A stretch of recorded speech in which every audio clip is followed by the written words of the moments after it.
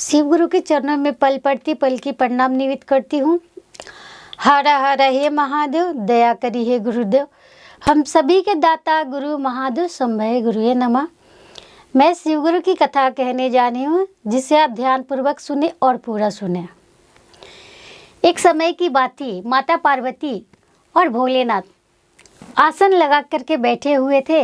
तभी माता पार्वती को एहसास होता है कि भोलेनाथ के बहुत सारे भक्त हैं।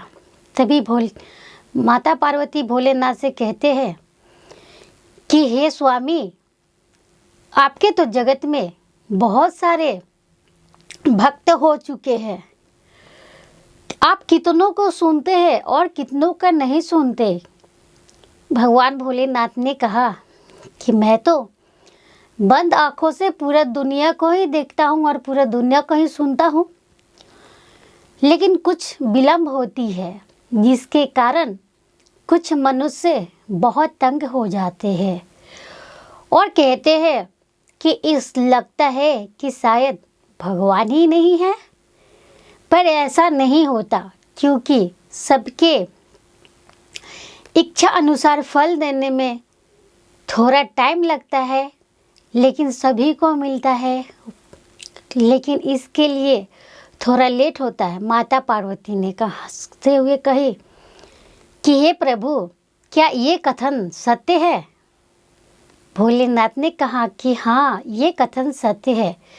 अगर तुम्हें विश्वास ना हो तो मेरा एक भक्त है, उसके पास चलो, मैं उससे तुम्हें इस बात की प्रूफ करा देता हूँ। भगवान भोलेनाथ और माता पार्वती पृथ्वी पे चले जाते हैं। माता पार्वती और भोलेनाथ एक साधारण व्यक्ति के रूप धारण करके चले जाते हैं। एक व्यक्ति था जो शिव गुरु को बहुत मानता था, वो शिव भक्त था, और माता पार्वती और शिव जी उनकी परीक्षा लेने के लिए चले गए। तभी कहा कि एक बात बताओ कि इसकी परीक्षा कैसे लेनी चाहिए। तो माता पार्वती और भोलेनाथ दोनों षड्यंत्र खेलने लगे। खेलते खेलते उनका जो प्रिय भक्त था भोलेनाथ का, उनके पास पहुँचे। तो माता पार्वती ने भोलेनाथ से मन ही मन कहने लगी कि इनका परीक्षा ले लेते हैं।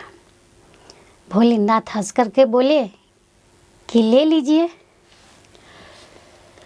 तब माता पार्वती ने कहा कि बताओ, हम दोनों में से इस षड्यंत्र में कौन जीतेगा। वो इतना भगवान भोलेनाथ को चाहता था कि उनके भक्ति में वो पागल हो गया था, तो उसे कुछ भी दिखाई नहीं देता था कि आगे पीछे क्या है। वो कहता था भोलेनाथ के सिवा कोई जीत ही नहीं सकता है, भोलेनाथ।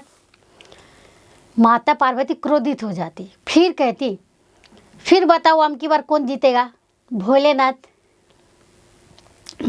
की ऐसी माया थी कि जितना बार कहता उतना बार भोलेनाथ ही जीतते। एक बार छल करके माता पार्वती जी जीत जाती है और उस समय पूछती है कि अब बताओ कि इस षड्यंत्र में कौन जीतेगा।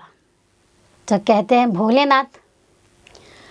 माता पार्वती जीतने के बाद क्रोधित होकर के उसको श्राप देती और उन्हें अंधे कर देते हैं, जिससे वो शिव जी का भक्त अंधे हो जाते हैं। यह देख करके भगवान भोलेनाथ को बहुत ही आश्चर्य होता है और माता पार्वती और भोलेनाथ उनके साथ कैलाश लोक को चले जाते हैं। तभी माता पार्वती से भोलेनाथ कहते हैं कि हे पार्वती, तुमने तो बहुत ही बड़ी कठिन में मेरे भक्त को डाल दिया, ना तो उसे कुछ दिखाई दे रहा है, फिर भी वो मेरा नाम लिए जा रहा है। मैं पृथ्वी लोक को चला जाऊंगा, आप अकेले ही यहाँ रहना। माता पार्वती जी को छोड़ के भोलेनाथ पृथ्वी लोक को चले जाकर के एक साधारण व्यक्ति भोला का रूप धारण करते हैं और उनका जो शिष्य रहते हैं उनको पकड़ के कहते हैं, कहाँ जाना है आपको। भोलेनाथ के दरबार हमको जाना है। यह देख कर के भगवान भोलेनाथ आश्चर्य में पड़ जाते हैं कि इस व्यक्ति के बाद इतना कष्ट है, कुछ भी दिखाई नहीं दे रहा है, फिर भी भोलेनाथ का ही गुण गाया जा रहा है। भोलेनाथ उनके साथ रहने लगते हैं और उनकी सेवा करने लगते हैं। भोलेनाथ उनको नहलाने के लिए नदी में लेकर के जाते हैं, वो नहला लेते हैं, फिर उनको वहाँ से लेकर के आते हैं। तो कहते हैं मुझे फूल चाहिए भोलेनाथ की पूजा के लिए, मुझे मंदिर जाना है। भगवान भोलेनाथ स्वयं फूल तोड़ के लाते और उनके साथ मंदिर भी जाते और वो श्रद्धापूर्वक भगवान भोलेनाथ को याद करके और नमः शिवाय करके उनका पूजन करते। भगवान भोलेनाथ सदैव उनके साथ ही रहते थे, पर उसे दिखाई नहीं देता। भगवान भोलेनाथ को प्रसाद ग्रहण कराते तो भगवान भोलेनाथ ग्रहण भी कर लेते थे।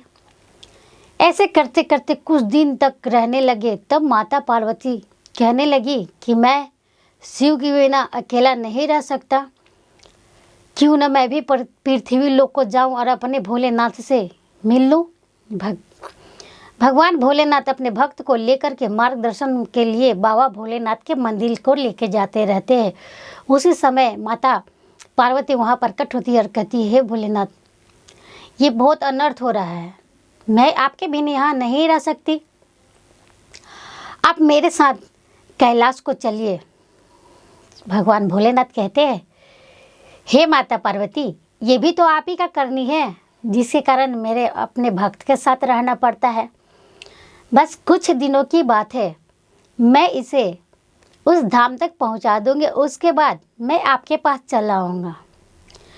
यह कह करके भगवान भोलेनाथ माता पार्वती को समझा देते हैं और माता पार्वती कैलाश लोक को चली जाती है।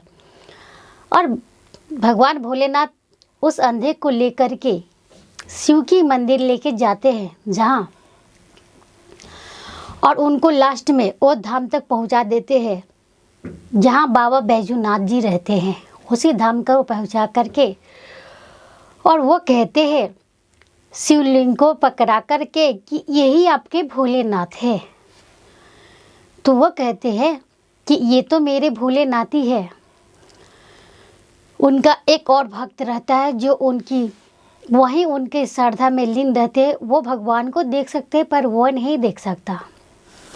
ऐसा कह करके भोला उनको धरा देते हैं भगवान को, और वो जो उनके भगवान भोलेनाथ के जो शिष्य रहते हैं वो भोलेनाथ को पकड़ करके कहने लेते हैं, नमः शिवाय, हे भोलेनाथ आप कहाँ हैं, देवों के देव महादेव, मुझे आपकी दर्शन करनी है। मैं आपका दर्शन जब तक नहीं करूँगा तब तक मेरा जीवन व्यर्थ हो जाएगा। यह सुनकर भगवान भोलेनाथ उनको अपनी जटा से गंगे से उनको स्नान करा देते हैं। स्नान कराते ही उनकी आँखों का रोशनी चले आते हैं और तभी वो अपने रूप में साक्षात उनको दर्शन देते हैं। और दर्शन दे करके वो चले जाते हैं, बोलते हैं कि हे भोला, तुम्हारी जो आँखों की रोशनी चली गई थी मैंने तुम्हारे वापस कर दी, अब तुम इस पृथ्वी लोक को रहो, मैं कैलाश लोक को चला जाऊंगा। यह देख करके वह भक्त भोलेनाथ के पैर पकड़ करके कहने लगते हैं, नहीं, मुझे अंधा फिर से कर दीजिए, पर मैं आपको नहीं जाने दूंगा, मैं आपके बिन नहीं रह सकता। तभी भोलेनाथ कहते हैं, हमें ज़रूरत तो सारे पृथ्वी को है, मुझे जाना ही होगा। तुम जब जब मुझे पुकारोगे मैं तब तक तुम्हारे सामने अपना साक्षात रूप में दर्शन तुम्हें दूंगा और सारे जगत की रक्षा भी करूंगा।